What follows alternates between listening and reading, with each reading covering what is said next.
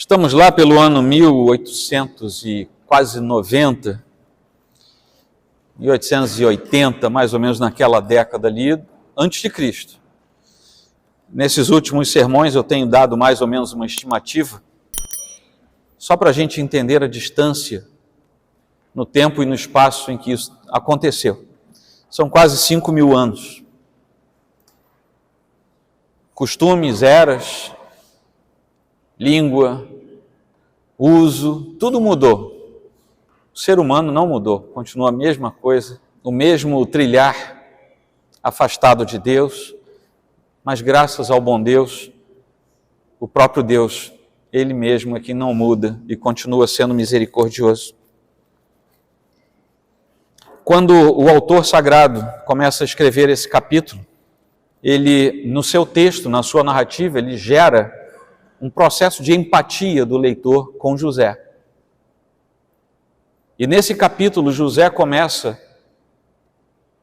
a trilhar um outro caminho, está num outro degrau, e nós já estamos muito simpáticos a ele. A gente veio acompanhando a história dele. Um rapaz meio soberbo, nós vimos isso lá no capítulo 37, um rapaz meio fora de noção em algumas coisas, mas era um servo de Deus e foi corrigido pelo Senhor através de circunstâncias que nenhum de nós aqui passou. Ninguém aqui foi vendido pelo seu irmão. José foi. Ninguém aqui ficou guardado dentro de um poço seco no meio do deserto. José foi. Até onde eu sei, ninguém aqui foi escravo de um alto oficial de um governo qualquer. José foi. Depois foi acusado de assédio da mulher desse sujeito. Depois ele vai parar numa prisão. E lá na prisão, o Senhor dá uma oportunidade a ele, que é a de interpretar 2 sonhos.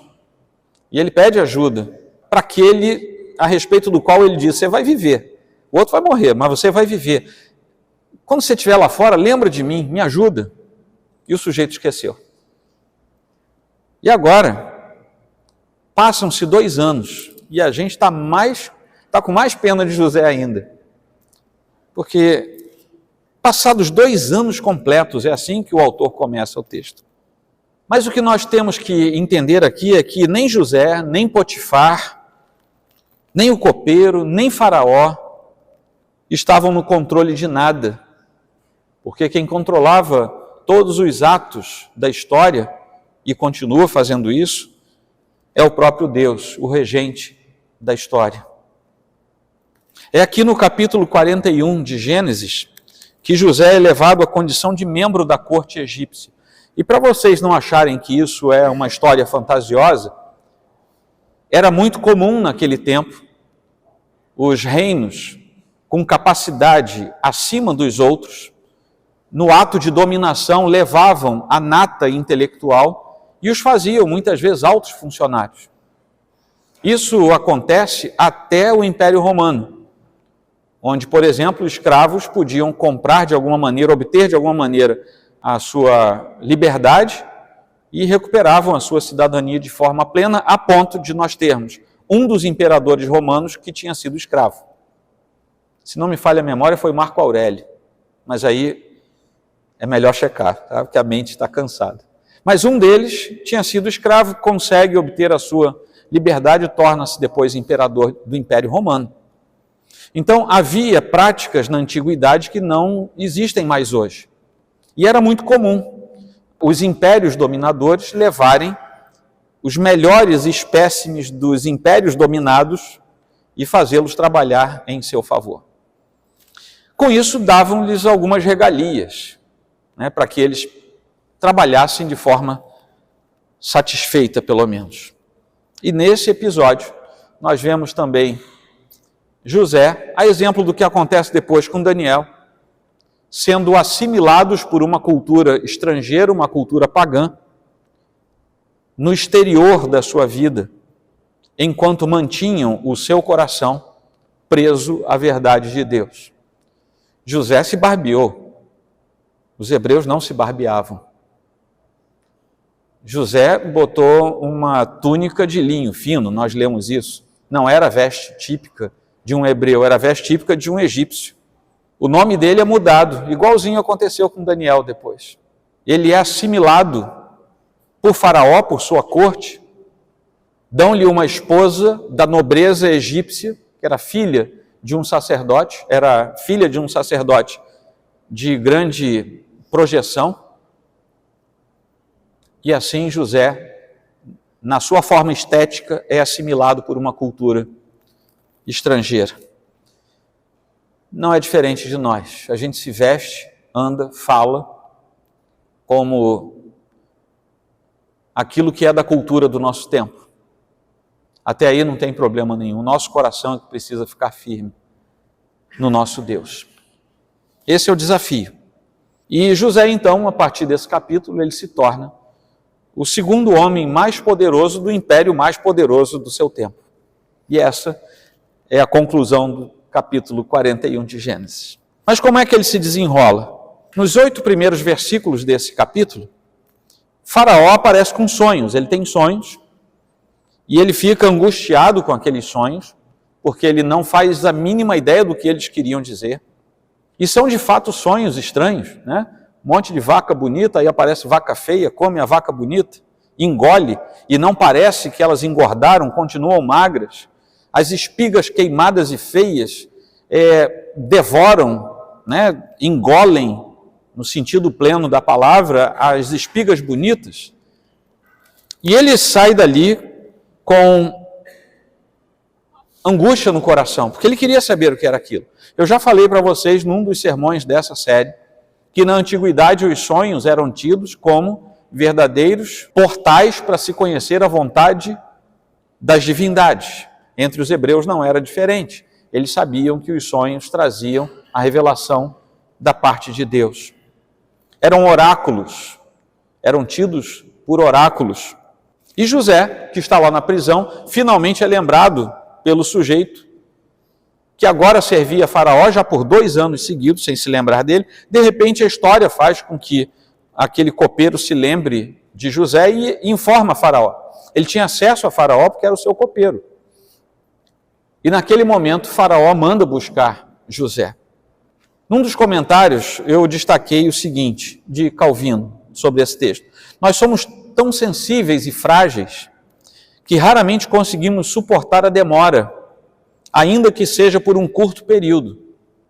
O Senhor fortaleceu o seu servo, José, não só por uma longa demora, mas também por outras provações, porque ele removeu todas as bases humanas de esperança de José.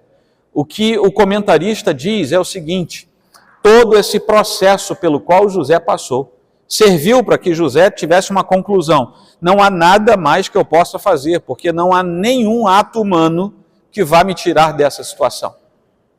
Ele já tinha esgotado todas as esperanças. A última esperança dele foi pedir para o copeiro: quando você sair daqui, me ajuda a sair daqui, porque eu não cometi crime algum, eu estou aqui pagando por uma pena de um crime que eu não cometi. E 2 anos depois, talvez até José já tivesse esquecido desse pedido ao copeiro. A doutrina que conduz a esperança do ser humano hoje foi confiada por Deus à Igreja de Cristo. Mas é verdade também que muitas vezes nós somos colocados num compasso de espera individual e talvez até coletiva muitas vezes, a fim de que o Senhor nos deixe prontos para algo que ainda não estamos prontos hoje. E essa não é uma conversa apenas para nos iludir no momento em que nós estamos mais depauperados na nossa esperança. Isso ocorre, e no Novo Testamento, isso vai ser renovado pelo texto epistolar, quando nós somos admoestados que é no início de uma provação e com toda a decorrência que vem em seguida, que nós somos testados a tal ponto de sermos atestados na nossa fé. E isso estava sendo posto em prática na vida de José. O final desse trecho, desses primeiros 8 versículos, mostra algo contundente: a perturbação que tomou conta do coração do homem mais poderoso da terra naquele tempo. Ele vencia batalhas, ele conquistava impérios, ele dominava as circunstâncias geopolíticas da sua época, mas 2 sonhos foram capazes de tirar a paz daquele homem. Isso, para nós hoje, também é perturbador, porque nos mostra que não há um só coração humano isento da angústia e da perturbação quando problemas assolam a nossa vida. Ninguém está isento disso. Ninguém pode bater no peito e dizer, eu nunca vou estremecer diante da vida. Ninguém. Para cada um de nós há um calcanhar de Aquiles na nossa caminhada. É como a flecha lançada no calcanhar doente da mitologia que fragiliza por causa disso. Todos nós temos. E não estou falando das nossas faltas e pecados. Eu estou falando das circunstâncias que nos assolam e nos cercam. Se formos falar dos nossos pecados, aí a coisa toma um vulto quase indescritível. Mas ele ficou perturbado, seu coração ficou angustiado. Ele podia desconhecer o Deus que acompanhava José naquela prisão. Mas ele parecia reconhecer que alguma coisa naqueles sonhos estava além de um simples sonho. E é por isso que ele ficou angustiado. Porque sonhar, ele devia sonhar toda noite. Mas aqueles 2 sonhos especificamente o angustiaram, a tal ponto de ele ficar perturbado. E ele precisava que aquilo fosse revelado a ele. Qual é a verdade por detrás desses sonhos?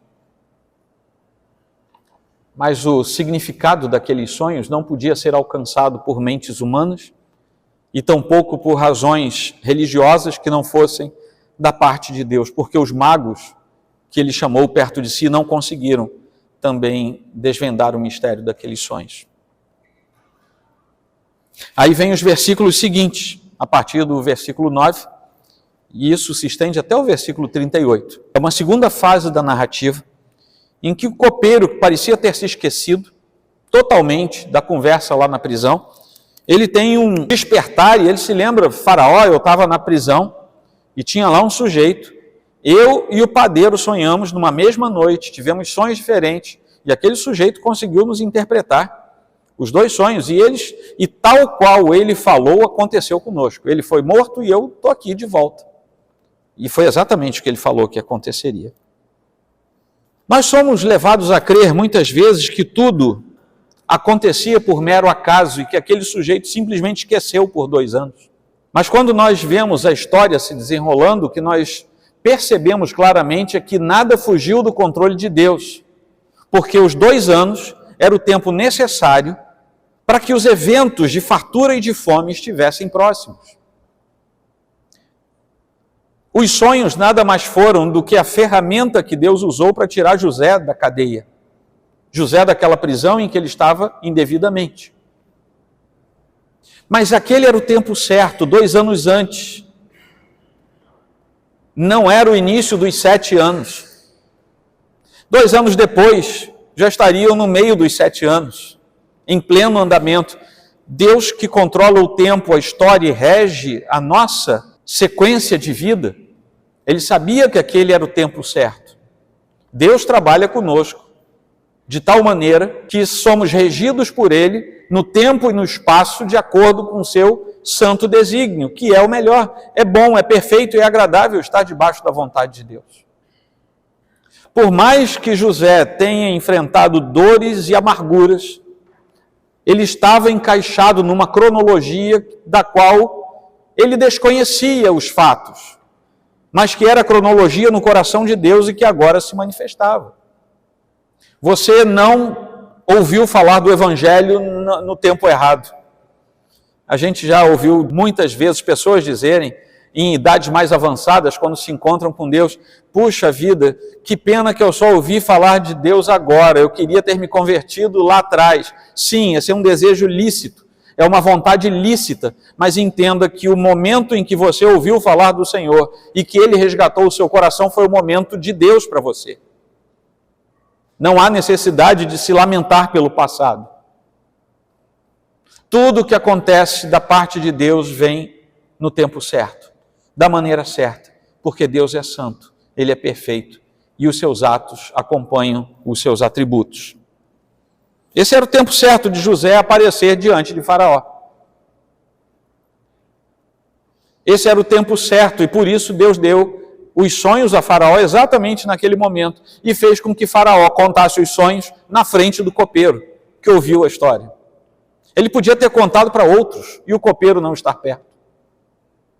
Mas ele ouviu, e disse para Faraó: tal como nos interpretou, assim aconteceu. E essa foi a chave que fez com que Faraó dissesse: vão lá buscar esse rapaz. Tira esse rapaz da prisão, tragam ele aqui, porque eu quero ouvir o que ele tem a dizer.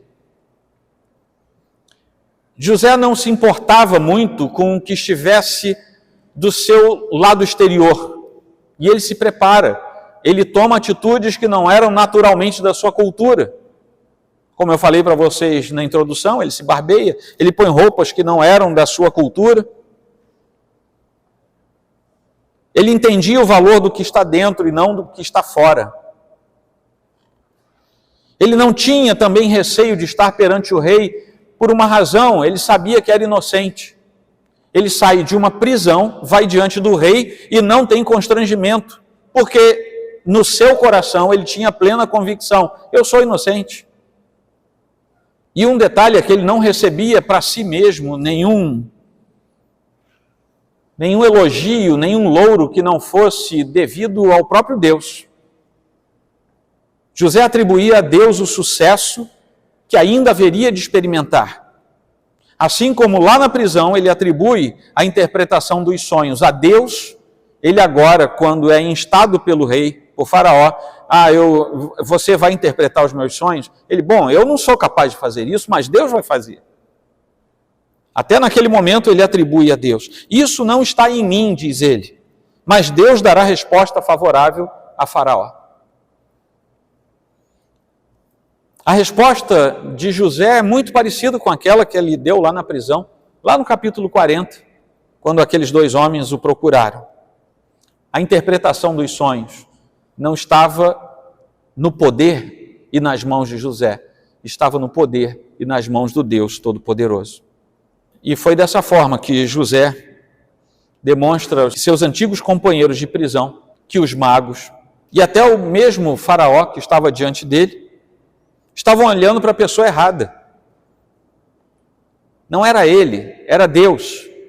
E quando eles apontavam para Faraó, ele apontava para Deus. Mas é verdade também que enquanto aqueles que eram pagãos deveriam olhar para Deus e não sabiam olhar para Deus, porque viam diante de si apenas José, naquele momento era o porta-voz daquilo que Deus tinha a fazer. Meus irmãos, o mundo não consegue olhar para Deus, mas o mundo consegue olhar para a igreja de Cristo. Nós não somos Deus. Não podemos querer fazer o que só Deus pode fazer. Nós não sabemos curar, nós não sabemos interpretar mistérios, nós não sabemos fazer nada. Quem faz tudo isso é Deus. Mas o mundo não consegue olhar para Deus. Assim como os magos, como os companheiros de prisão de José, como o próprio Faraó não conseguiam olhar para Deus, o mundo também não consegue. O mundo olha para aquele que está fazendo algo em nome de Deus. Que neste tempo da nossa história é a igreja quem faz. A igreja com todos os seus defeitos, com todos os seus problemas. Como José tinha. A igreja é a quem foi confiada a pregação da palavra de Deus. E é por isso que o mundo olha para nós. E é por isso que o mundo também despreza a igreja. Porque o mundo não quer Deus. Quer olhar para Deus, não consegue olhar para Deus, mas de fato não quer Deus, quer apenas os benefícios advindos de Deus. Só quer a interpretação do sonho. Não existe nenhum momento aqui na Bíblia, nesse capítulo, nem nos seguintes, que vão nos dizer que o coração de Faraó foi depositado nas mãos de Deus. Em momento algum. Ele só queria a interpretação do sonho. Logo em seguida, tendo ficado satisfeito com essa figura, que era José, Faraó faz o que ele tinha que fazer. Ninguém conseguiu interpretar, ninguém trouxe um conselho dessa natureza, porque além de interpretar, José foi além. o que é algo perigoso. Ele fez algo muito parecido com Esther, que avança na sua relação com o rei e diz, eu preciso falar com o rei. E aquilo era temerário, porque se o rei não quisesse, poderia mandar matá-la. Quem já leu o texto de Esther sabe do que eu estou falando. E agora a mesma coisa. Para o que é que ele foi chamado? Para interpretar o sonho. Ele não foi chamado para dar conselho ao faraó. Ele foi chamado só para interpretar o sonho. Mas ele dá o passo seguinte. E ele poderia ter se dado muito mal naquela história. Se faraó não gostasse da história, podia mandar degolá-lo. E faraó tinha poder jurídico e legal sobre o Egito para fazer isso. Ele tinha poder de vida e morte sobre os habitantes do Egito. Muito mais ainda sobre um escravo. Mas faraó gosta do que ouve. E ao gostar, ele diz, não tem outro. E a partir do versículo 39 até o final, nós vemos esse último episódio, em que José é nomeado para o governo do Egito. Ele se torna o segundo em comando no Egito, no sentido de ser o administrador das coisas de Faraó. Nesse seu novo cargo, ele teve tudo posto em suas mãos, menos o trono de Faraó. É muito parecido com o tempo em que ele chegou na casa de Potifar, e Potifar deixa tudo na mão dele, menos a esposa dele. E o fato de José ter sido correto, ético e filho de Deus lá na casa de Potifar, respeitando o que o próprio Potifar tinha pedido, foi o meio pelo qual o prenderam e ele foi parar na prisão. Agora é a mesma coisa, só tem uma coisa, José, que você não pode pegar, é o meu trono. O resto, inclusive quando alguém aí no reinado, no meu reinado, perguntar alguma coisa, eu vou dizer que é para resolver com você. Eu sou o faraó, mas sem você dar ordem não vai ser executada aquela ação. Ele dá o seu anel, com o qual ele podia selar as ordens, e ele põe na mão de José. José já tinha aprendido a viver com limitações, e ele exerce isso mais uma vez. Ele, em momento algum, se arvora, por causa da sua posição, querer algo além do seu cargo, chegando próximo, por exemplo, do trono de Faraó. E José se torna extremamente parecido com um egípcio, como eu falei para vocês algumas vezes. E quando o autor sagrado está descrevendo essa mudança física de José, ele já está nos preparando, porque lá na frente vai ter um episódio em que os seus irmãos vão chegar perto e não vão reconhecê-lo. Vocês lembram disso? Quem não lembra é só assistir os próximos sermões. Isso vai aparecer lá na frente. Seus irmãos chegam e não reconhecem. A gente pensa assim, mas como é que pode? Não era irmão? Só que ele tinha sido totalmente transformado. Ele se tornou irreconhecível. Nem os irmãos o conheceram. Roupa diferente, cara diferente, cheiro diferente, cabeça diferente, barba diferente, nome diferente, mulher diferente, filhos diferentes, tudo diferente. E ele falando uma língua diferente. Ele estava irreconhecível. E aqui o autor sagrado já está nos preparando para o que ele vai nos falar lá na frente. Ele era um bom escritor, né? Amarrou os episódios para a gente não se perder. Quando nós olhamos José nesse ponto da vida, nós falamos com certo orgulho desse irmão do passado. José era o homem mais importante abaixo de Faraó. Na verdade, ele foi o homem mais importante daquele momento do Egito, foi ele quem administrou tudo aquilo, juntou a comida no tempo da fartura para ter no tempo da escassez e fez isso de forma magistral. Mas José, na verdade, não era o homem mais importante do Egito. José era um servo de Deus. Era um servo de Deus com uma missão a cumprir. E a missão era não permitir que o Egito tivesse fome a ponto de sucumbir. Porque já havia antes aos patriarcas uma profecia dada pelo próprio Deus dizendo que um dia a nação de Israel ia para o Egito. E aqui as portas estão começando a se abrir para que isso se cumpra várias gerações depois, porque José já tinha desaparecido e ninguém se lembrava dele. Ele foi posto ali como instrumento de Deus. Ele foi posto ali para preservar o Egito, que receberia Israel. Ele foi posto ali para preservar Israel, porque depois o povo de Israel migrou para lá por causa da comida. Ele foi posto ali para preservar a descendência de onde viria o Salvador lá na frente. Na providência de Deus, ele tinha exaltado esse homem e já cumpria, em parte, uma promessa que Deus fez a Abraão. Lá no capítulo 12, em você serão benditas todas as famílias da terra. E a começar da família de Faraó, da família de Potifar, das famílias do Egito e depois das famílias de outras nações que vinham ao Egito para comprar víveres. Ele estava cumprindo essa palavra. O apóstolo João escreve, lá no seu evangelho, um versículo conhecidíssimo, quando ele diz: porque Deus amou o mundo de tal maneira que deu seu Filho unigênito, para que todo que nele crê não pereça, mas tenha a vida eterna. Isso é parte do cumprimento da promessa de Deus ao próprio Abraão. No cumprimento mais pleno da sua promessa, em que o filho mais distante de Abraão, em termos de história da redenção, agora estava derramando seu amor por toda a nossa raça. O próprio Jesus depois vai dizer: eu sou o pão da vida. Quem vem a mim jamais terá fome. Eu sou o pão vivo que desceu do céu. Se alguém comer deste pão, viverá eternamente. Soberano Deus exalta aquele seu servo, sofredor, até o ponto de ser equiparado à realeza. Primeiro José, depois Jesus, com o objetivo de salvar o mundo, cada um na sua missão, até que o Filho de Deus venha na missão mais ampla que ele veio cumprir em nosso favor. Essa é a história, capítulo 41. Mas nós precisamos chegar a algumas conclusões e aplicar para a nossa vida. A primeira conclusão a que chegamos é que Deus é totalmente fiel à sua aliança, a aliança que ele faz conosco.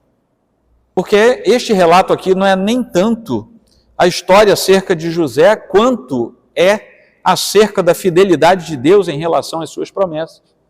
O que está por trás dessa história não é apenas a narrativa de uma história com personagens, eventos e desdobramentos. Mas o que nós temos que aprender aqui é qual a relação de Deus conosco. E o que Deus está mostrando aqui é que Ele é fiel. E os caminhos que aos nossos olhos podem ser tortuosos e difíceis, na verdade concluem-se com a fidelidade de Deus. Foram 13 anos amargos na vida de José. E subitamente, ele sai desses 13 anos amargos e de um dia para o outro ele está num cargo como o de administrador de todo o Egito.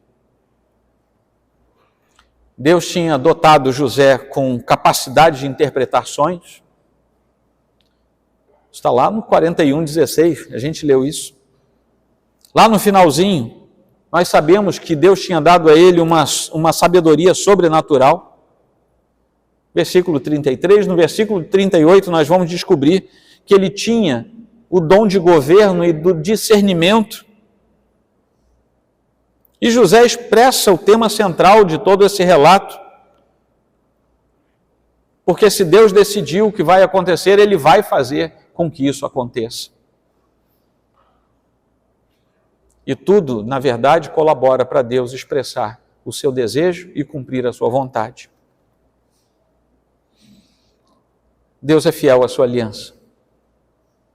Segunda conclusão a que nós chegamos é que existe um caminho em que a soberania de Deus e a responsabilidade de cada um de nós essas duas coisas precisam andar juntas.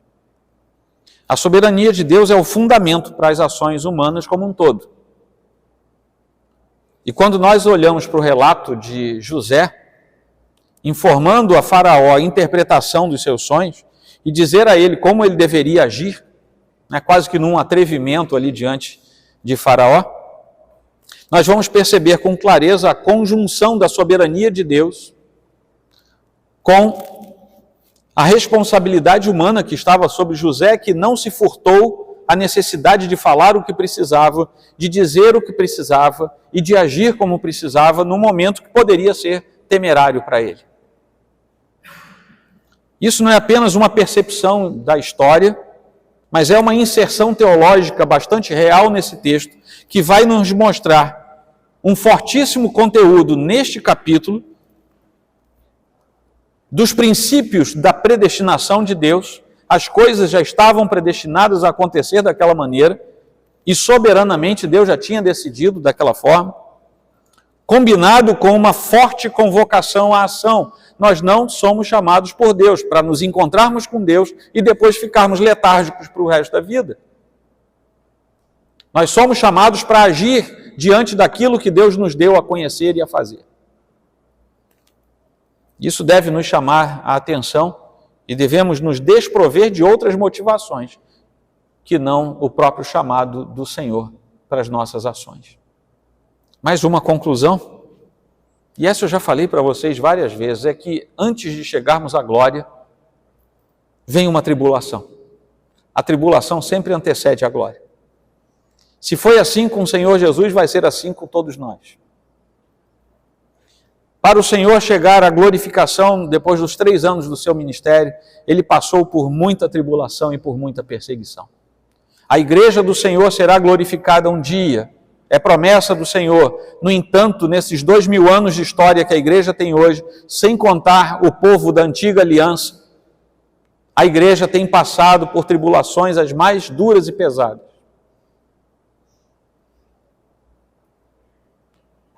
Não há glória sem tribulação. E o mesmo Deus que haverá de nos dar glória é aquele que nos permite tanto passar pela tribulação, quanto nos fortalece para passarmos por ela de modo incólume e chegar do outro lado. A peregrinação de José de escravo a vice-regente daquele império todo faz paralelo depois com a viagem do próprio povo de Israel, fugindo do Egito, a nação para onde foi se refugiar. Depois eles são escravizados e eles precisam fugir de lá. 40 anos de fuga pelo deserto e constitui-se a nação na terra de Canaã. Também nos lembra da vida de Davi, de ajudante de pastor a rei. E esse percurso foi um percurso com muita dificuldade. Israel passou por dificuldade nessa peregrinação. José passou por tribulações na sua vida. Davi passou por tribulações e dificuldades. E os heróis que nós lemos na página da Escritura, para serem honrados pelo Senhor, primeiro são duramente atribulados. A glória é antecedida pela tribulação. A presença de Deus traz vida, no entanto, em vez de morte. Traz honra em vez de humilhação. Traz fertilidade no lugar da infertilidade em tudo que nós possamos pensar. E o mais curioso é que o virar da página dessas histórias não depende da bravura ou da capacidade do povo ou do herói da Bíblia. Depende exclusivamente daquilo que Deus quer fazer, no momento que Ele quer fazer. É por isso que lá em 1 Pedro 5, 6, o apóstolo escreve a respeito desse padrão de humilhação e exaltação. Portanto, humilhem-se debaixo da poderosa mão de Deus, para que Ele, em tempo oportuno, os exalte. E aí nós podemos incorrer por um problema sério, que é nós queremos acelerar a exaltação, queremos acelerar os benefícios. E se nós fizermos isso, nosso barquinho vai fazer água e nós vamos naufragar. Porque quem faz isso é Deus.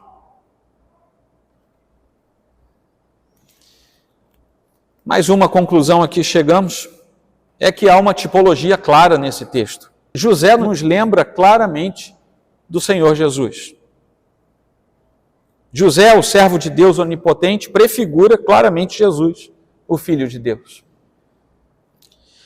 Assim como o Espírito Santo habitava a vida e o coração de José, e nós vemos isso literalmente aqui no texto, o Espírito de Deus também habitava em Jesus. Isso está lá em Mateus 3,16.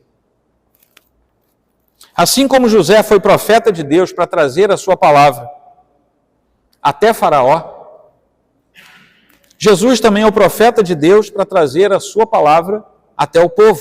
Hebreus 1 e 2, vocês devem se lembrar. Mas Jesus é muito maior que José, porque José é apenas o tipo de Jesus. Ele não é o próprio Jesus, ele é tipo, ele nos lembra Jesus. Porque há fatos que são comuns a ambas as histórias. Jesus é o principal profeta de Deus. Ele é a própria palavra da profecia de Deus. Isso desde a eternidade até o final, se é que podemos dizer que há o final de uma eternidade futura. José foi exaltado à destra de Faraó para governar junto com o rei, como se fosse rei no próprio Egito. Jesus foi exaltado à destra, à mão direita de Deus Pai, para governar as nações como Rei dos Reis e Senhor dos Senhores. Todos foram ordenados a se inclinar diante de José. Quando o faraó disse, ele agora é o segundo, houve a ordem para que se inclinassem diante dele, o honrassem e o obedecessem. E nós também lemos lá em Filipenses 2,10, ao nome de Jesus se dobre todo o joelho nos céus, na terra e debaixo da terra. Assim como José, com o pão que ele proveu com os cereais no tempo da fartura, salvou muitos da morte. Também Jesus, o pão da vida, salva muitos da morte eterna. Porque ele próprio é quem proclama lá em João 6,51, eu sou o pão vivo que desceu do céu, se alguém comer deste pão, viverá eternamente. A diferença é que Jesus é perfeito, é superior. Mas nós aprendemos com José aquilo que Jesus haveria de fazer posteriormente. Amém? Aplicando para a gente saber o que fazer com a nossa vida, diante desse capítulo, a vida de cada um terá peculiaridades. Ninguém é igual. Ninguém enfrenta as mesmas coisas. Cada um é cada um. Tem suas individualidades, suas peculiaridades, mas todas elas têm uma coisa em comum. A ausência de Deus e sofrimento. Quando há ausência de Deus, há sofrimento. Não aquela tribulação que nos conduz de forma mais adequada para o serviço e para os atos de Deus. O sofrimento humano sem Deus é indescritível. E as pessoas se iludem no seu dia a dia, porque não conhecem Deus. O ser humano sem Deus é sofrimento. Até mesmo os lampejos de alegria que tem são passageiros e são fugazes. Talvez o melhor exemplo disso seja o entorpecimento por drogas ilícitas. A pessoa tem, sabe, aquele hiato na sua vida em que parece que ele tem euforia e alegria, e quando o efeito passa, ele volta para uma miséria. Porque ele, de fato, buscou apenas algo, sabe, tão passageiro, tão fugaz, mas ele não tem força para sair daquilo. Mas independendo do fato de a pessoa se lançar a esse tipo de situação, todo ser humano, sem Deus, ele vive na miséria. Isso é muito triste. Ele vive em sofrimento. E Deus tem uma proposição ao ser humano, para que haja paz em seu coração, a partir do momento em que ele venha a ser salvo. E as pessoas que vivem naquela situação que eu disse, se perguntam assim, mas ser salvo de quê? Eu sou tão bom, eu nunca matei ninguém, eu nunca roubei, eu nunca traí minha mulher, nunca traí meu marido, não é isso que você ouve das pessoas? Infelizmente, o que a Bíblia nos mostra é que no final de tudo, diante do juízo final do Senhor, vai ter muita gente boa, bacana, perdida eternamente. Porque o Senhor não nos salva pelo que nós fazemos ou deixamos de fazer. Nós somos salvos por uma só coisa: o ato vicário de Jesus Cristo ter sido validado na nossa existência. Sejamos nós muito ruins ou muito bons, como seres, como pessoas. Você sabe que tem um monte de gente que não é cristão, que pode ser até anticristão e que é gente muito bacana. Você sabe disso, né? Infelizmente, até mais bacana do que muitos dentro da igreja. Mas não é isso que salva. O que salva é Jesus ter feito morada naquele coração a partir da cruz do Calvário. Amém? Esse foi o primeiro, são só 3, só faltam 2 agora. Segunda coisa que nós tiramos de lição para a nossa vida é que nós não devemos nos desesperar quando as coisas não estão indo bem. Se teve um sujeito que as coisas pareciam estar mal, e mal mesmo era José. Não é o único da Bíblia não, tem um monte. Se você olhar, não vou pedir para você falar nada com ninguém, porque eu não faço isso, tá? Mas se você olhar ao redor, você vai ver um monte de pessoas como você. Seres humanos. Que você não é capaz de pensar, sequer imaginar ou supor aquilo que essa pessoa eventualmente esteja passando. Porque a gente não anda com plaquinha de neon dizendo, eu estou passando por isso ou por aquilo. Isso, inclusive, é um dos caminhos para enfermar o ser humano. É ele guardar o que ele passa. Mas nós não podemos nos desesperar quando as coisas não vão como gostaríamos ou como poderiam estar acontecendo para nós. Primeira coisa que devemos fazer é analisar se o nosso sofrimento não é por causa de algum erro que nós cometemos. E se foi algum erro, a gente vai ter que criar um caminho, com a ajuda de Deus, é claro, mas vai ter que criar um caminho para consertar aquilo. Seja lá em que área da nossa vida for. E a gente colhe frutos de erros que a gente comete. Jacó colheu aquilo que semeou. Os grandes heróis da Bíblia também colheram várias coisas desagradáveis por semeadura ruim que fizeram no meio do caminho. Se for isso, peça perdão a Deus de modo honesto, sincero. Se for necessário, peça ajuda de alguém de confiança, uma pessoa de Deus. Conserte tudo e comece uma nova semeadura para colher bons frutos. Mas se não se trata de um erro sabidamente seu, quando nós olhamos para José, o aconselhamento que nos vem da Escritura é: tenha paciência enquanto você está passando por isso. E aí eu falo para vocês, fácil também não é. Porque o tempo faz muita diferença na nossa vida. A gente gostaria que as coisas se resolvessem ontem de noite, não é assim? A gente está passando por problemas, a gente queria que as coisas estivessem resolvidas, a gente respirando aliviado e dizendo assim, graças a Deus já passou. A gente queria que uma mosquinha picasse, aquela mosca tsetse que tem lá na África e na Ásia, que o sujeito dorme dias depois que é picado por aquela mosca. E a pessoa, se viesse uma mosquinha daquela, me picasse, eu queria dormir dias e dias e dias. Quando eu acordasse, eu ia olhar para o lado e não tinha mais o problema. Mas não é assim que as coisas acontecem. E o que Deus nos diz na sua palavra, pelo testemunho desses homens e mulheres de Deus, é que nós devemos perseverar no meio da tribulação, porque ela vai passar. E Deus estando conosco, nós ganhamos ânimo redobrado e renovado para passar por ela. Sejam elas as que forem, porque não depende de nós nem da nossa força, mas depende do que Deus fizer por nós. É por isso que lá na frente, Paulo vai dizer que as nossas tribulações são leves e momentâneas. Você fala assim, meu Deus, foi Paulo quem falou isso. O sujeito foi perseguido, apedrejado, tentaram tocar fogo nele, serpente mordeu, foi expulso de várias cidades e ele diz que é leve e momentânea a tribulação. Se a gente se comparar com esses, a gente não passa por nada, porque eles de fato passaram por coisas muito pesadas. Então não se desespere se as coisas não estão indo. Sonde o seu coração, veja o que é e tenha firmeza em passar por isso com Deus. Finalmente, com essa narrativa de José, o próprio Senhor Jesus é quem nos encoraja.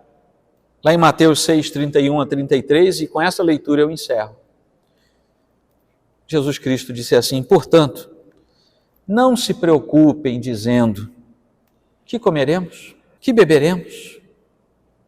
Ou, com que nos vestiremos? Porque os gentios é que procuram todas essas coisas. O Pai de vocês, que está no céu, sabe que vocês precisam de todas elas. Mas busquem, em primeiro lugar, o reino de Deus e a sua justiça. e todas estas coisas lhes serão acrescentadas. Amém? Vamos inclinar a nossa fronte. E agora é com você. Antes de orar, você vai fazer a sua oração. Porque eu não sei o que você está passando. É você quem sabe. Tá bom? Ore em silêncio no seu lugar e eu já oro com você.